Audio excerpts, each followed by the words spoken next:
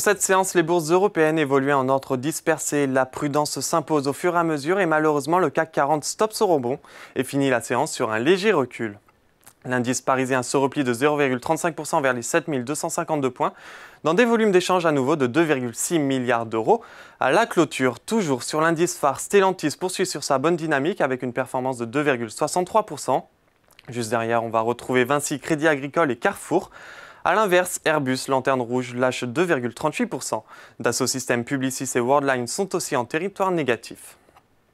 Sur le SBF 120, SES Imagotag s'envole de 12,19% et règne à la première place de l'indice. Le spécialiste des étiquettes électroniques et des solutions digitales pour le commerce physique a annoncé hier soir une forte amélioration de ses résultats au premier semestre 2023, avec un EBITDA en croissance de 72% sur un an et un chiffre d'affaires en hausse de 33%. On retrouve également Forvia et Ipsen qui prennent respectivement 4,20 et 2,86%. De l'autre côté, Casino réalise une contre-performance de 5,32%, suivi de Sartorius Studim, Eutelsat Communication et de Rémy Cointreau. En ce qui concerne les marchés américains, le secteur technologique est au centre de l'attention des investisseurs. En premier lieu, Oracle déçoit en enregistrant un chiffre d'affaires dans sa division cloud inférieur de 10% aux attentes, ce qui entraîne une chute de l'action de plus de 11%. Ensuite, le 12 septembre marque le début d'un procès historique de 10 semaines à l'encontre de Google.